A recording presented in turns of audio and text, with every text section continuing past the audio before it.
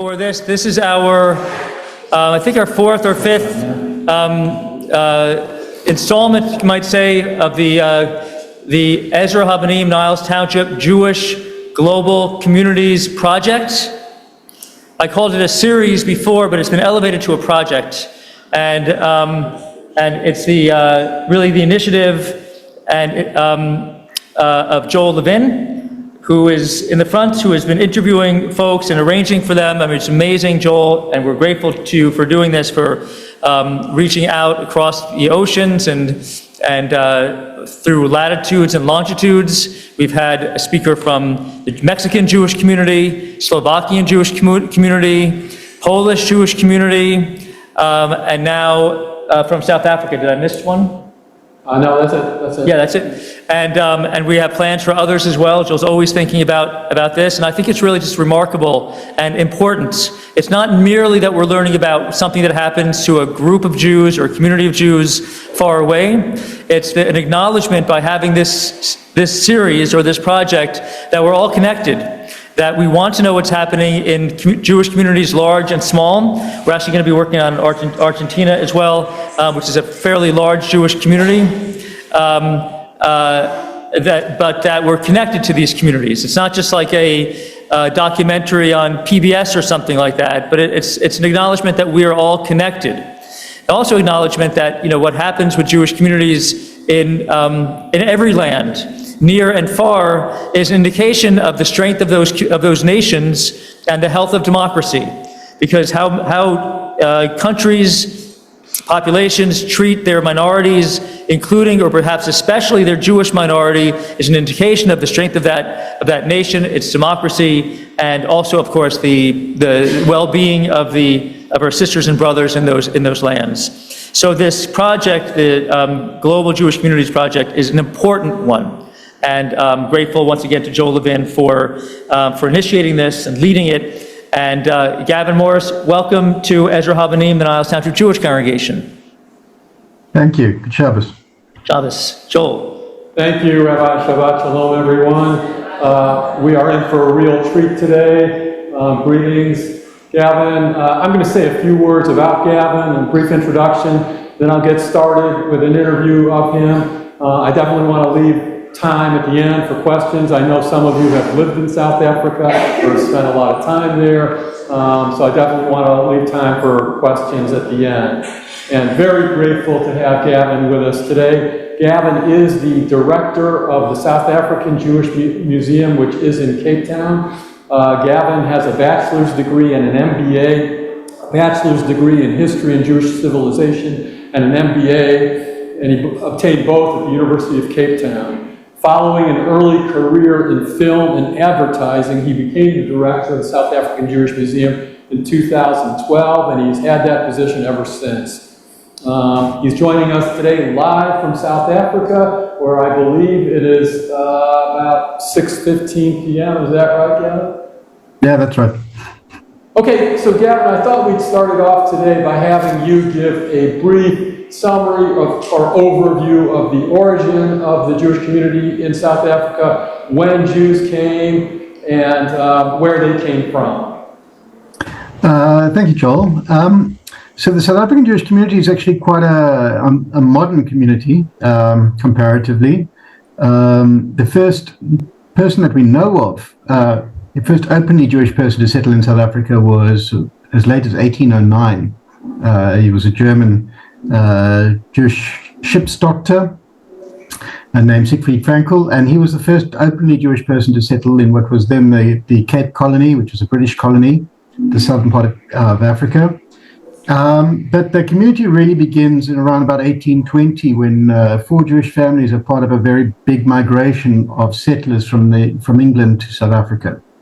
And in 1841, one of those families, a person by the name of Benjamin Norden, had made his fortune and decided to have a service in Kol Nidre night. And that was in 1841 in Cape Town. And he called all the Jewish men in Cape Town, which was by extension in South Africa, to his home for the service, all 17 of them. And on that occasion, they decided to create a congregation called the Hope of Israel. settled in Cape Town. It's a congregation that's still going to this day. And that really begins Jewish life in South Africa. And for the next 40 odd years, it's mostly English, German, and Dutch Jews, reasonably well off, clerks, watchmakers, merchants, and so on. And then the South African Jewish community really expands and explodes in terms of numbers, very much in line with the same experience that happened in America, that mass migration of Jews from Eastern Europe from the 1880s through to the First World War saw the majority of South African Jews arrive in South Africa. They were primarily Lithuanian.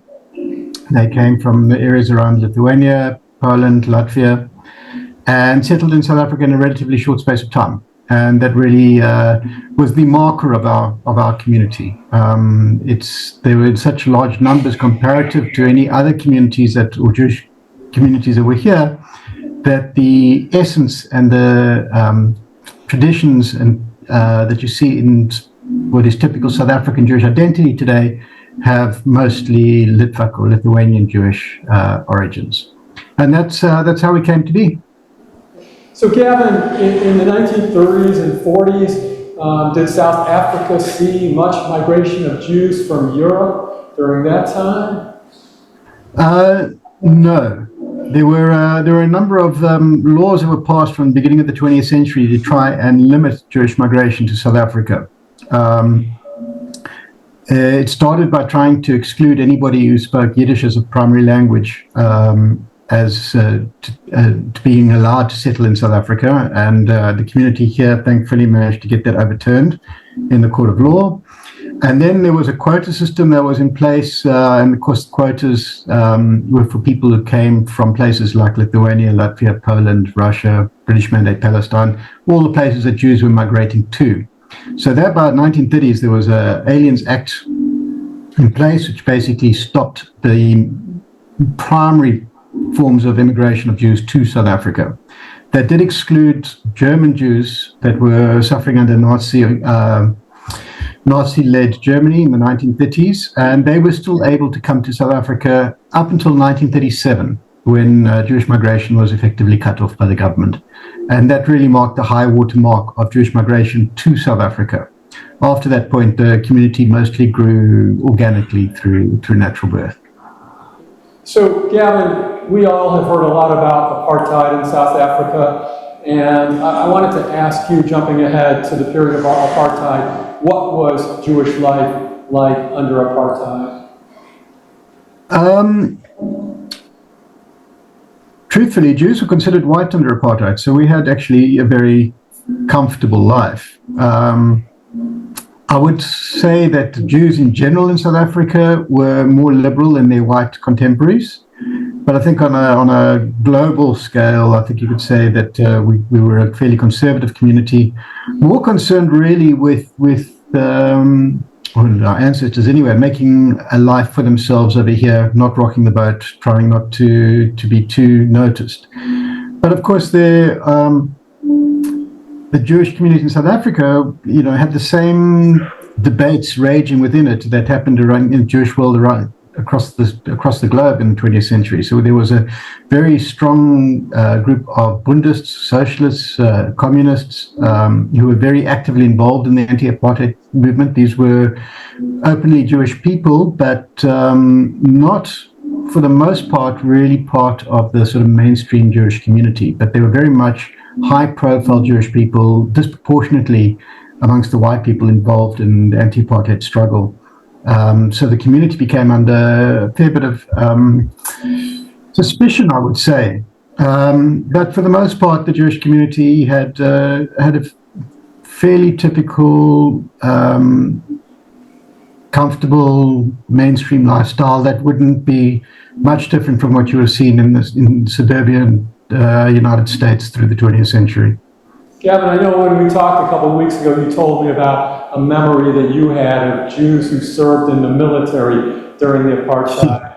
Would you share that with our congregation? Yeah, so certainly towards the latter years of apartheid, all white males were conscripted to the South African army, and that included Jews. So it was a very South African apartheid was quite a surreal environment. you had on one hand a very comfortable middle class, safe environment, yet as soon as you finished school as a young white male, you were sent to the army, where you would find yourself fighting communists in Angola or Namibia, and putting down or suppressing riots in the sort of black areas of South Africa. So it was a very dysfunctional society, and all these Jewish conscripts would be sent to army bases that had a nominally kosher kitchen. So the Jewish conscripts were grouped in various bases across the country. One of them happened to be in the town that I lived. And every Friday night, every one of those conscripts, whether they were secular or religious, was ordered to go to shul. And they were sent to shul, and following the service on Friday night, they were farmed out to the Jewish families in the town for a Shabbat dinner, and they were taken home. So I grew up with 2 Jewish soldiers at my Shabbat table through my entire childhood, and it was something I just kind of assumed was a normal thing. And I tell my children about that today, they think it's hysterical, but that's the way it was at the time. Okay, Gavin, I think you started to touch on this, but I'd be interested a little more in terms of the role that Jews played in the overthrow of apartheid and the relationship that Jews had with Nelson Mandela. So, as I said earlier, Jews, I think it's a fair generalization that Jews were on a whole more liberal than the rest of white South Africa. Mandela was one of the very first black South Africans to get a law degree and struggle to find articles anywhere. And it was a small Jewish law firm run by a guy named Sadelsky, who gave Mandela his first opportunity to do articles, and was insistent that Mandela be treated as an attorney. Remember, under apartheid was very similar to the Deep South in the early 20th century. There were separate entrances for black and white people, and Sadelsky was very insistent that Mandela be treated as an equal. And I think for Mandela, that was one of the first positive interactions he had with a white person. And then as Mandela became increasingly politicized, he came into contact with the South African Communist Party. The leaders of the South African Communist Party, for the most part, were Jews. And the South African Communist Party was also very strong ideologues, full of strong ideologues, and they were very much pushed for an armed resurrection against apartheid. And it was actually the SACP, the South African Communist Party's headquarters in Rivonia, where a raid on those headquarters nabbed what would become the evidence needed to put Mandela into prison for the rest of his life, well, what at the time was expected to be the rest of his life.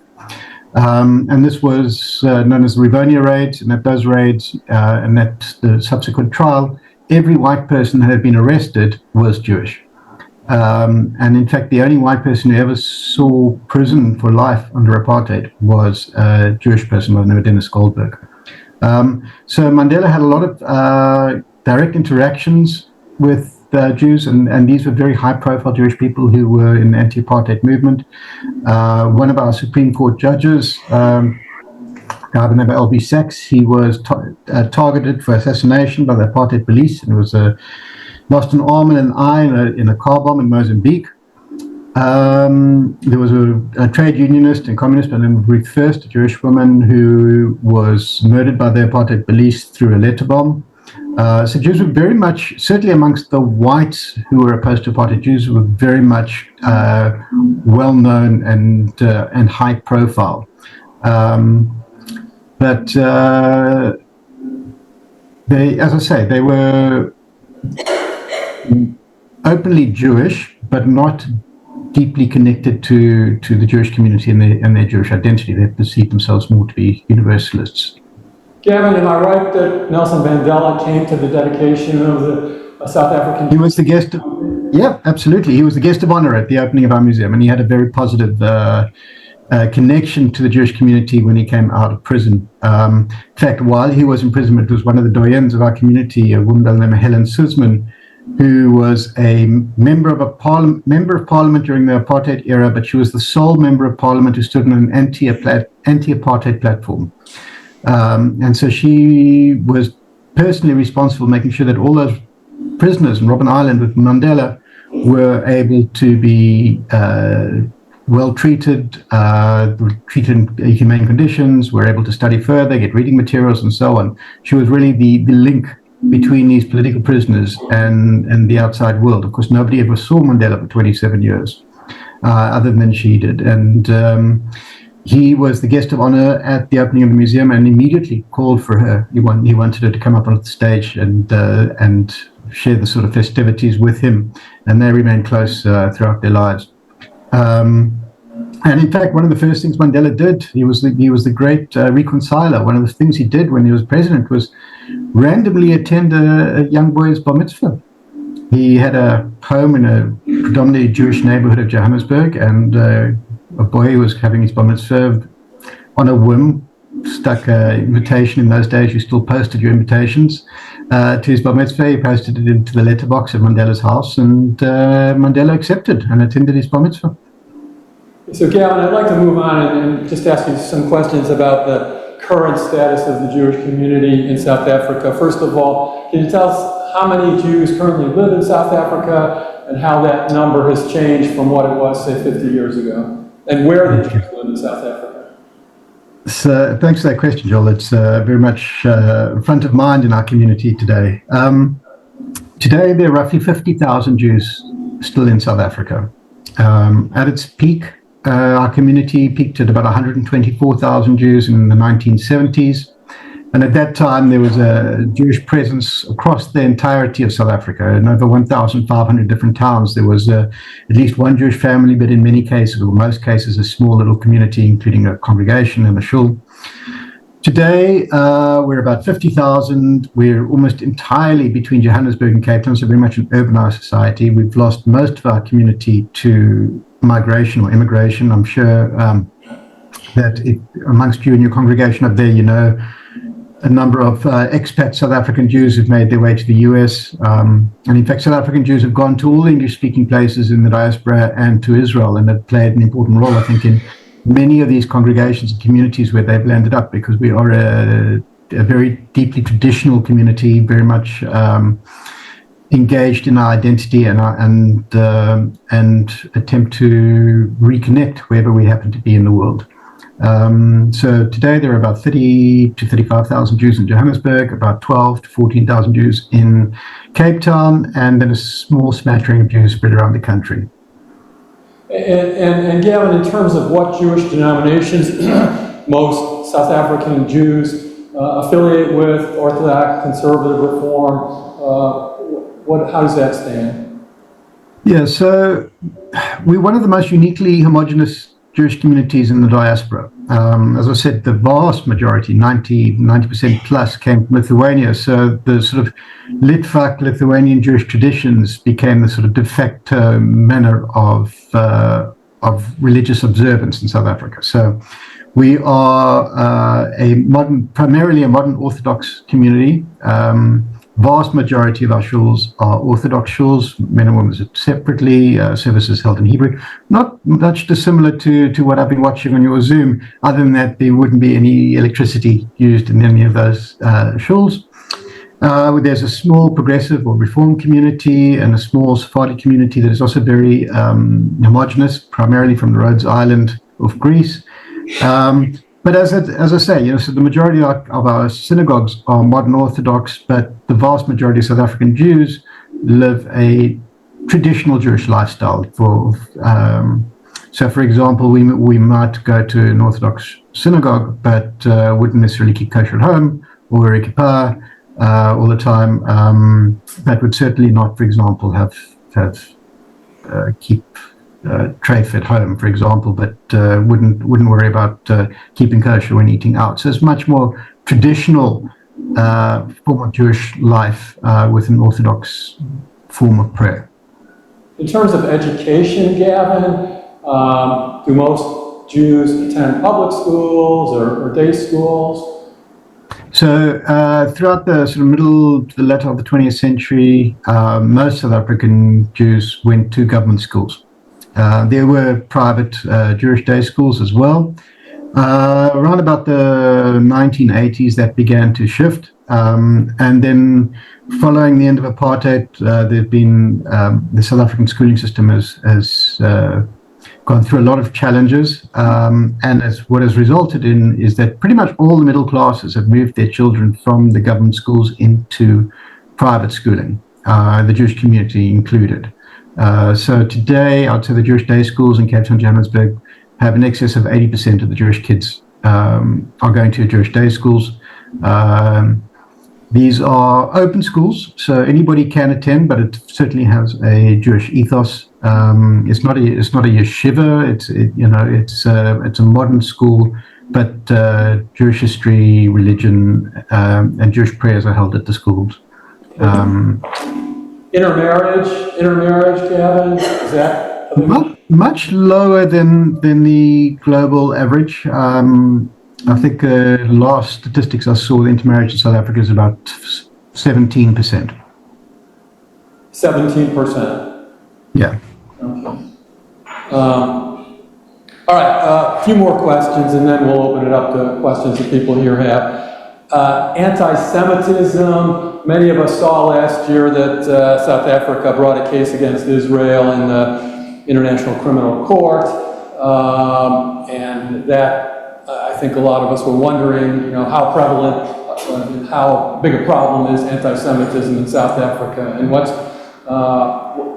can you say regarding that? I think what's playing out in South Africa is playing out across the rest of the Jewish world. There's no doubt there is a rise in anti-Semitism globally. That said, confrontational anti-Semitism on an interpersonal level is very rare in South Africa. You can walk around openly Jewish, you can wear a Star of David, you can wear a kippah, you pretty much anywhere without any concern for your personal safety. The online space and social media is not very pretty, and I think people are more emboldened to be anti-Semitic in that sphere rather than face-to-face with people.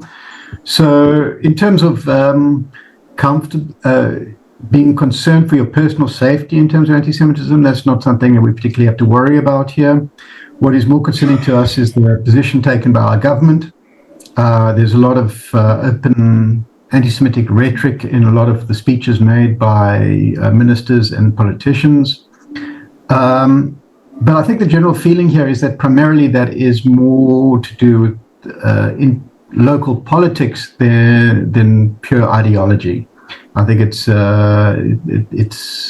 dog whistles to their supporters in looking for support in certain cases. The ICJ case had a number of there's much conjecture as to the reasoning behind it, but there's no doubt about the fact that the Jewish community's connection to Israel was used as a wedge issue in our local politics leading up to our elections. And that was really, it has to do more with politics on the ground here than anything else. The area where I live in the Western Cape, in Cape Town, is the only area of the country governed by the opposition parties. And there was an attempt to position the opposition party as a pro-Israel party because there's a large Muslim voting base near where I live. Thankfully, that didn't come to anything, but I think the ICJ case and a lot of the comments made by our politicians are certainly playing to that audience looking for votes more than anything else. So my last question for you, Gavin, is about your museum. Shelley and I were in Cape Town last year, went to the museum, thought it was fantastic. Do you want, and I'm hoping that maybe some people here in the congregation who have not already been to South Africa may plan a trip. So can you speak briefly just about your vision at the museum and what you tried to do in terms of educational outreach? Thank you. Yeah, we're very proud of our museum. We have a wonderful Jewish community space in Cape Town. The museum is the center to that, but it includes a kosher restaurant, it includes Holocaust and Genocide Educational Center. It has probably the most beautiful synagogue and an active congregation in the city. All our communal offices are all there, so it's really a cultural home for Jewish life in Cape Town. There's something happening there most days of the week. The museum itself tells the story of the South African Jewish community. It includes the very first synagogue ever built in sub-Saharan Africa. And it's the story of our community. But the thing that really brings us most joy is that we actually have an outreach program to disadvantaged school children, primarily black children coming from townships and really low-income areas. And what we do is we literally send a bus to go and fetch them, because these children are coming from schools that have very little money, no means of transport. And we would bring them to the museum. We'd run a program on the commonality of human values, the importance of respect and tolerance, the dangers of bullying. We're an immigrant museum, so we talk about xenophobia and the dangers of xenophobia as well, because that is an issue in play in South Africa at the same time. But for the most part, this is really giving these children an opportunity to knowingly, for the first time in their lives, actually meet a Jewish person and learn directly about who we are. With such a small community left in the country, and we have such a small geographical footprint, many South Africans, if not the vast majority of South Africans, never knowingly meet a Jewish person. And if you look at the trends in anti-Semitism and the places where anti-Semitism is the highest, it's often in places where there are actually no Jews living. So it's very important for us to be able to control our own story and tell our own story as widely as possible. So I'm very proud to say that we bring nearly 8,000 kids through the museum every year. We give them a kosher meal when they're there. We provide it at no cost to them whatsoever. And we give them all the lesson materials and things they need for this program. And they come to the museum almost every day of the school year for 4 hours at a time. And it's a wonderful program. And it's a nice part of outreach. It's one of the things we really enjoy doing. Thank you, Gavin. So I think we have time for a few questions. Yes, for sure. Do we have questions? Yeah, thank you so much, Gavin, thank you so very much. Great to hear from you. And Joel, thank you so much. Sure. Excellent questions as usual.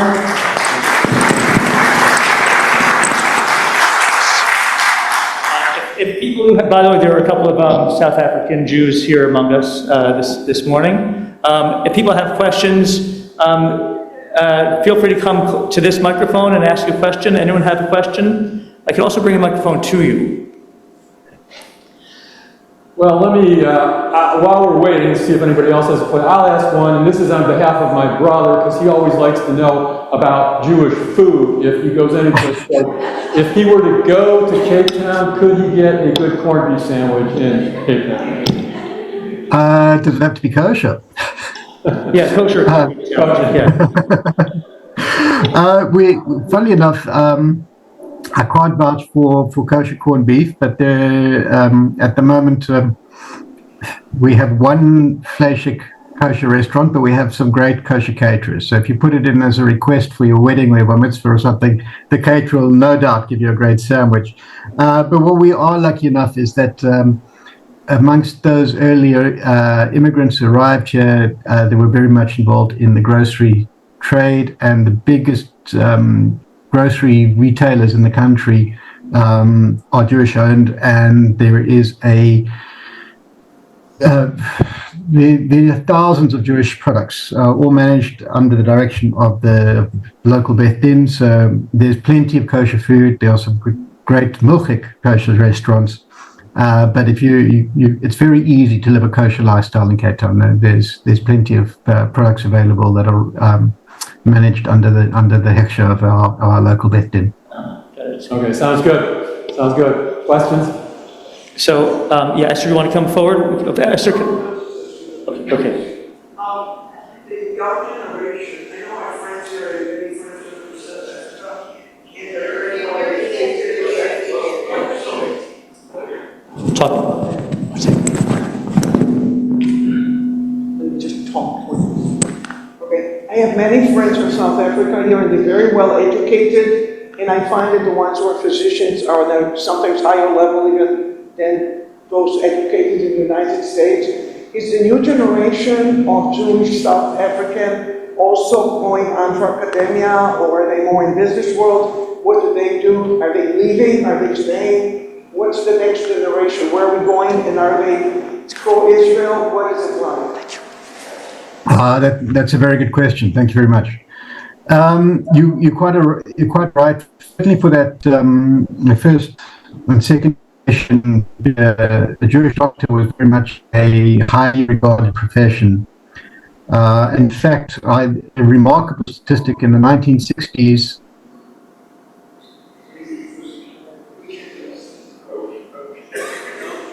Percent of the white population at that time, so it was very disproportionate. And of course, South African medicine was at the forefront of the world in the 1960s and 1970s. Seems like, Gavin, I think we are losing the connection. Oh, No. it's gone? Okay. Did we lose him? Okay, I think that's, Okay. well, we good then. All right. Okay. Okay, he's coming back. Well, we'll just maybe have one. Okay, Gavin, you're back. We lost gotcha. for a minute, yeah. Okay, you're muted, actually. You're muted. You're muted.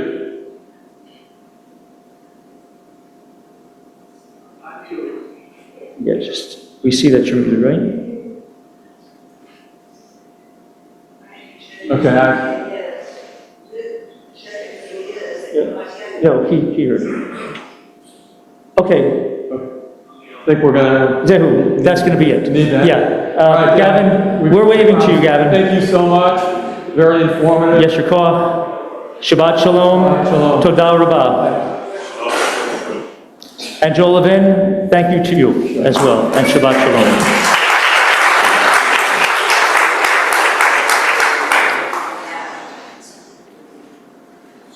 And we're very pleased as the Kehilat Shalom has been in here.